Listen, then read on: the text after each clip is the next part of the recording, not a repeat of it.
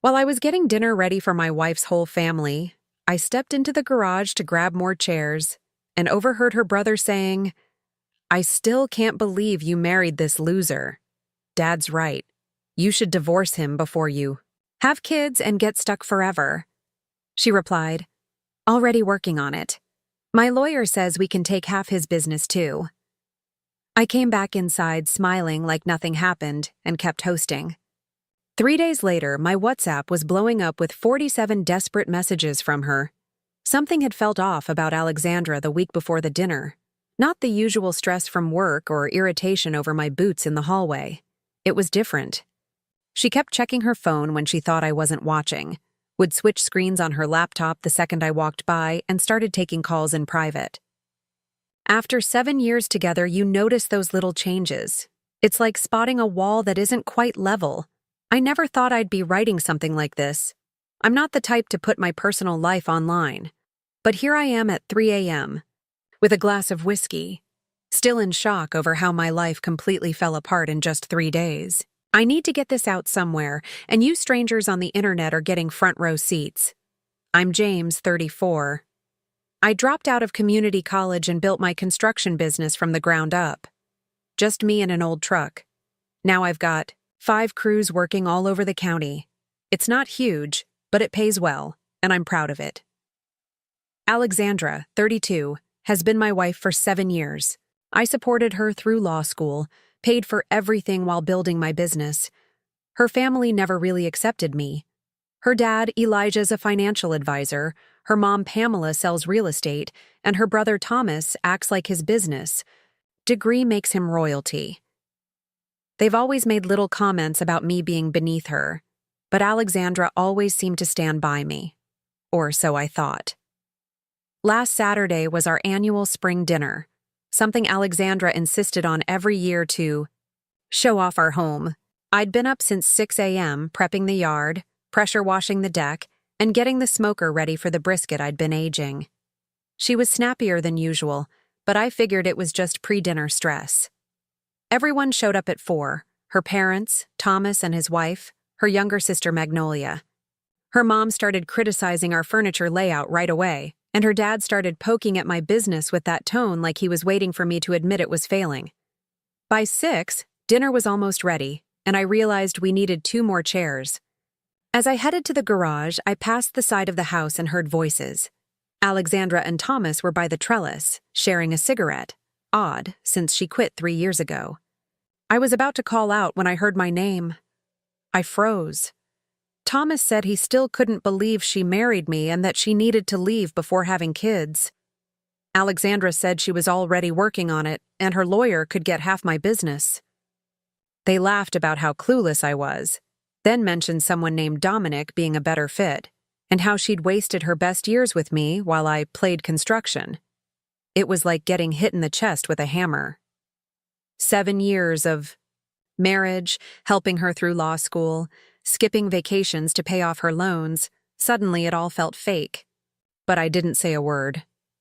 I backed away, grabbed the chairs, took a deep breath, and walked back inside with the fakest smile I've ever worn.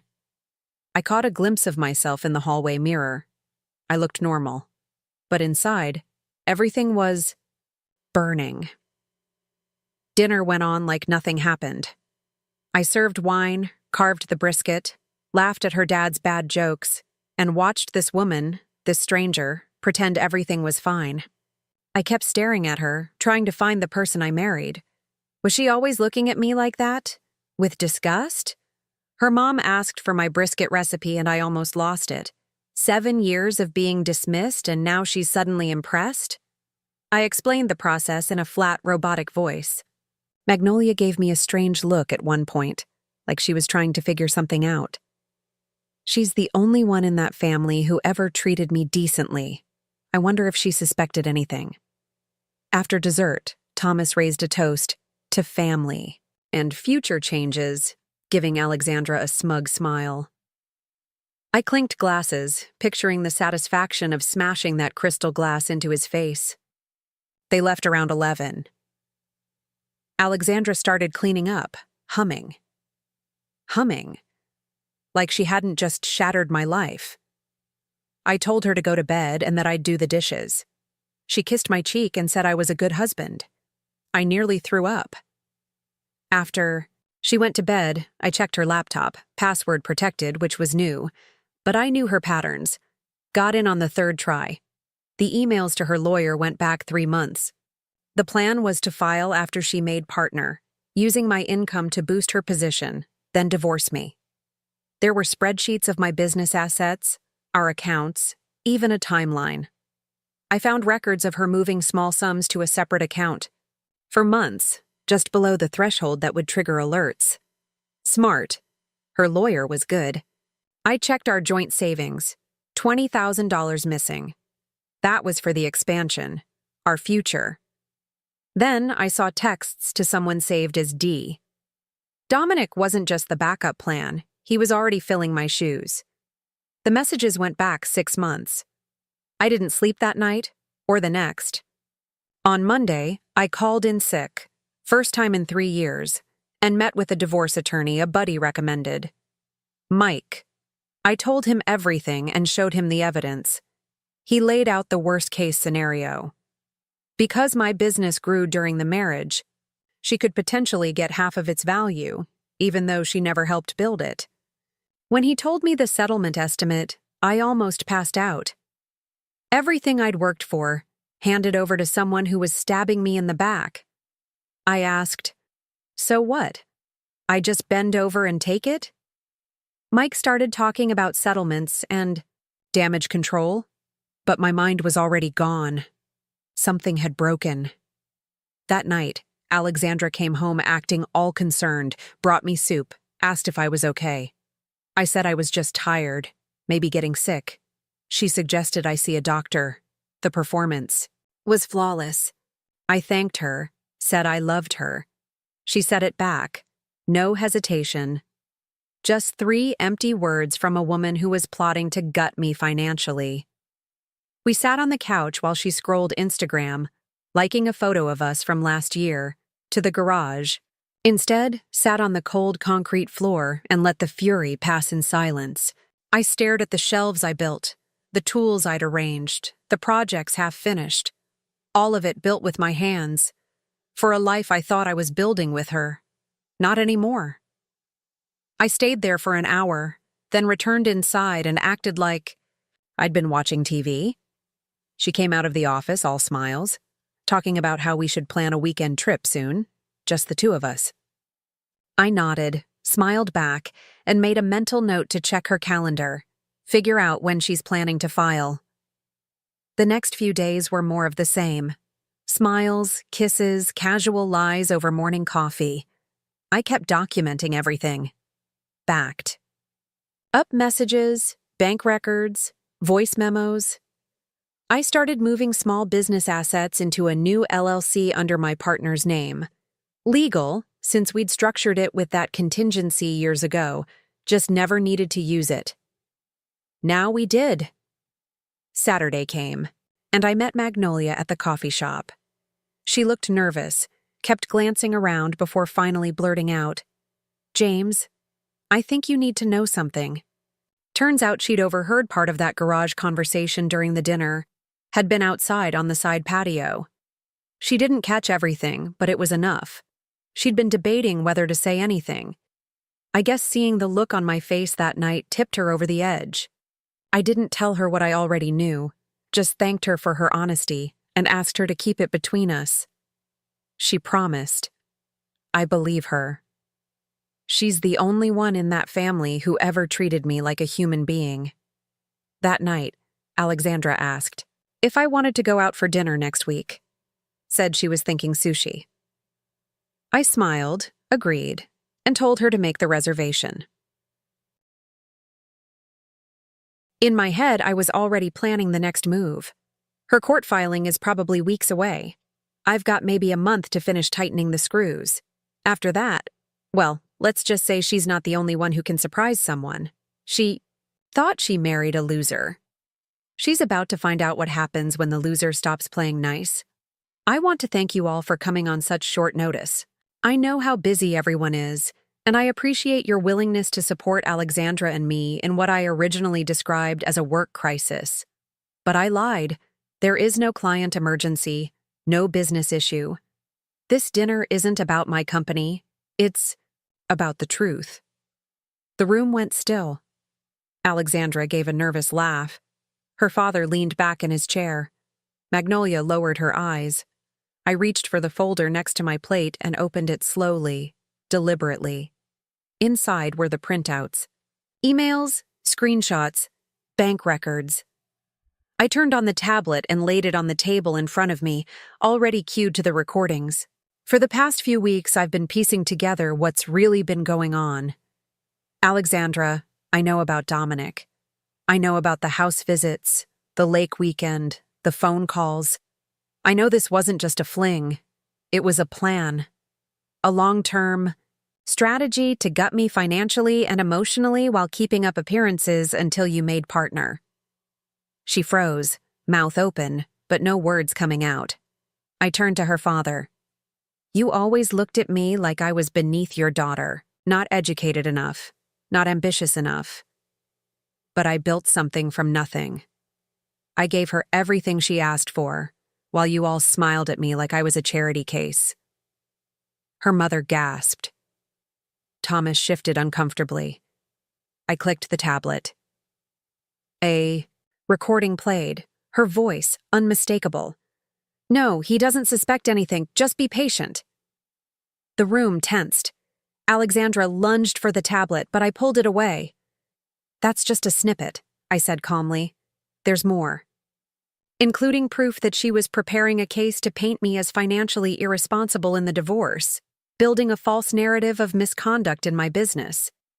It wouldn't have held up under scrutiny, but it would have cost me everything to fight. I stood up fully now, looking directly at Alexandra. I loved you. I gave you years of my life, my support, my trust. And you turned me into a stepping stone. She tried to speak. James, I can explain. Don't. I've heard enough lies. I'm not here to fight or beg. I just wanted you, and all of you, to see the truth before I walk away from this wreckage with my dignity and my business intact. You wanted a war, Alexandra. But you picked the wrong man to fight. I looked to Magnolia. Thank you, I said quietly. She nodded, eyes glistening. Then I walked out, leaving behind the wine, the desserts, and the stunned silence of a family who had finally seen the man they underestimated for 7 years stand up and burn the house down. Not in rage, but in resolve. I raised my glass and proposed a toast to family, loyalty, and finally seeing things clearly. The confusion on their faces was just the start. No one knew what was coming next, not even Alexandra. Final update. I've been staring at my phone for an hour, watching the message count climb. 447 texts from Alexandra in under 3 days, each more desperate than the last. I promised to tell you what happened at that dinner, and it was wild. I raised my glass to family, loyalty, and clarity. The confusion on everyone's faces was priceless. I sat calmly and took a sip of Elijah's expensive wine. So about this business emergency I mentioned, I said. Alexandra squeezed my hand, encouraging me. I almost admired her commitment to the act. I pulled out my tablet. I've found serious problems threatening everything I've built, developing right under my nose. Elijah leaned forward, smug. Financial troubles? Cash flow issues? I always said your business model was shaky. I connected my tablet to the TV. The problem isn't my business, it's my marriage. Silence fell. Alexandra's hand froze on mine. James, she whispered, what are you doing? When you tear down a building, you don't start with the roof. You weaken the foundation first. I played a recording from the previous dinner, Alexander and Thomas talking. Thomas said she needed to divorce me before having kids, and Alexander replied she was already working on it. Her lawyer said they could take half my business. I watched everyone's reaction. Thomas turned pale. Alexandra's mother covered her mouth. Elijah clenched his jaw. Magnolia closed her eyes like she saw a car crash coming, and Alexandra sat paralyzed as her plan crumbled. Next, I showed edited but damning screenshots of her texts with Dominic. 6 months, I said quietly. 6 months you've been seeing him while I worked 60-hour weeks. I turned to her parents. Did you know she was cheating or just planning to divorce me? Elijah tried to interrupt, but I wasn't done. I showed my spreadsheet. Every penny spent on Alexandra's education, $143,600.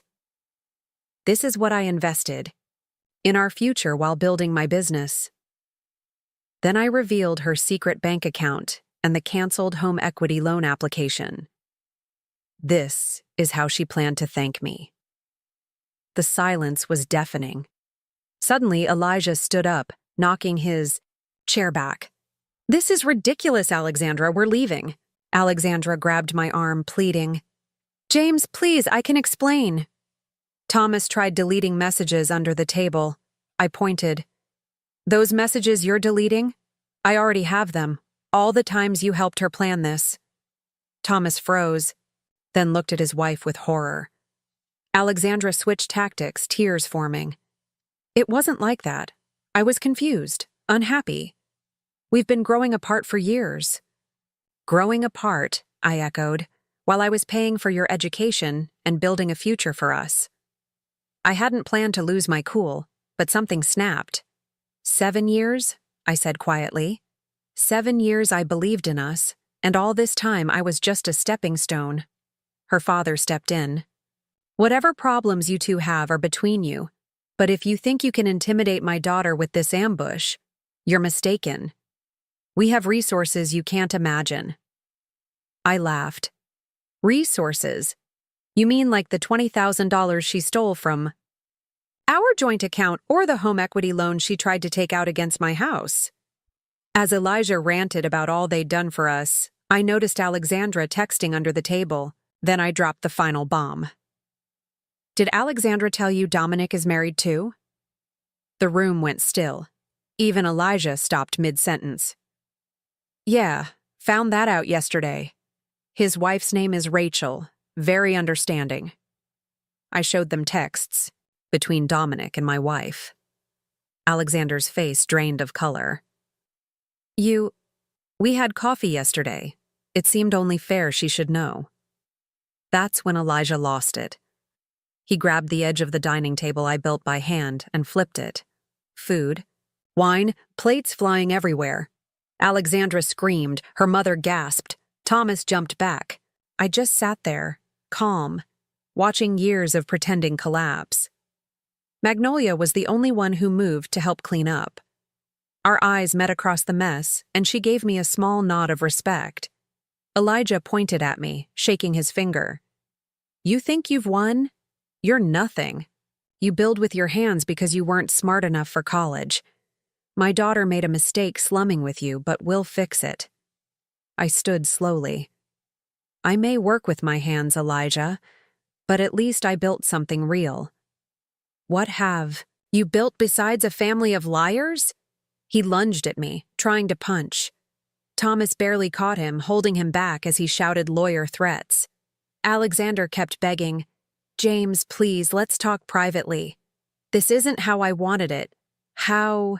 You wanted to divorce me and take half of everything I built while someone else. I shook my head. There's nothing to talk about.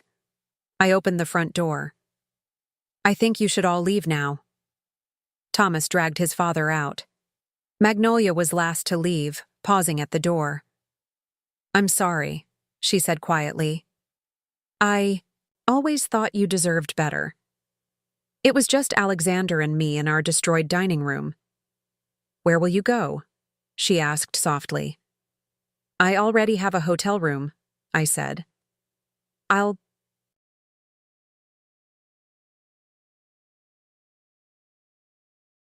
come back for my things tomorrow when you're at work. You planned all this, she whispered. I learned from the best, I replied, grabbing my pre-packed bag and walking out. She called after me. You'll regret this. her father. Wasn't bluffing about the lawyers, but I didn't respond. Some foundations are too damaged to rebuild. That night at the hotel, I slept better than I had in months. The next day, while Alexander was at work, I packed what mattered: clothes, tools, family photos, my dog's stuff, and left my key on the counter. I'd already rented a small apartment near my workshop, not hiding, just creating space. I called my employees and explained I'd be working remotely for 2 days, dealing with personal matters. I stayed off social media, ignored emails, and focused on setting up my new place. The dog adjusted quickly. Animals know when something's wrong in a house. On the third morning, I finally turned my phone back on. It immediately buzzed. 47. WhatsApp messages from Alexandra, ranging from furious to pleading. The first were all caps rage. "How dare you embarrass me like that? You ruined everything." Then they shifted. "James, please call me. We need to talk. I know I made a mistake, but we can work through this." By message 30, she was bargaining. "I'll go to therapy. I'll cut off my family. Just please talk to me." Message 45 was simple. "I'm sorry." The final two came at 3:14 a.m. She said she told Dominic everything about the money and divorce plans. He wanted to stay together but then broke it off, saying he's trying to save his marriage with Rachel. "I have nobody now." I read them, without replying, feeling only tired. Not satisfaction or vindication, just emptiness, like finishing a tough job and knowing the client will never appreciate it. As I scrolled, another message popped up. "James, I know you've read these. Please just tell me what you want. Money, the house, I'll sign whatever." After everything, she still didn't get it. This was never about money. It was about betrayal, years wasted and stolen. I finally replied, "I've already sent the divorce papers to your office. All I want is for this to be over quickly." Her reply came instantly. "Can we meet? Please just talk." Before I could answer, my phone rang. Mike, my lawyer, told me Rachel, Dominic's wife, had contacted him. After seeing my evidence, she'd done her own digging and found Dominic had pulled similar schemes with other women. She wanted to compare notes for the divorce. As Mike talked, I looked around my sparse apartment. Mattress on the floor, unpacked boxes, dog watching. Patiently. This wasn't how I imagined life at 34, starting over. But sometimes you have to tear everything down to fix a broken foundation. I agreed to meet Rachel for coffee, not romantically, but for shared betrayal and solidarity. After hanging up, I sent Alexandra one last message. "There's nothing to talk about.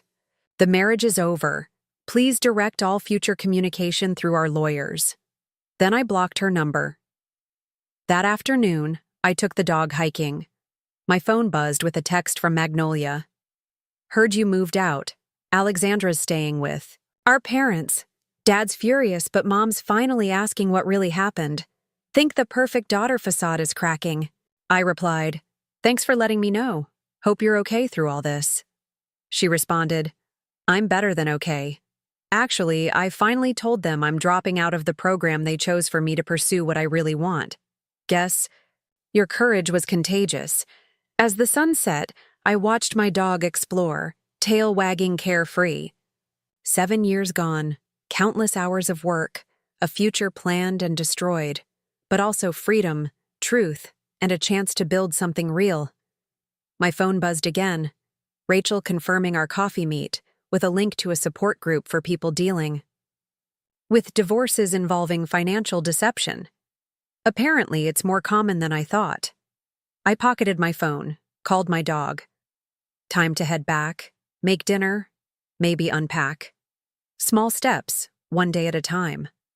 Like any good building project, the foundation comes first. This time, I'm making damn sure it's solid.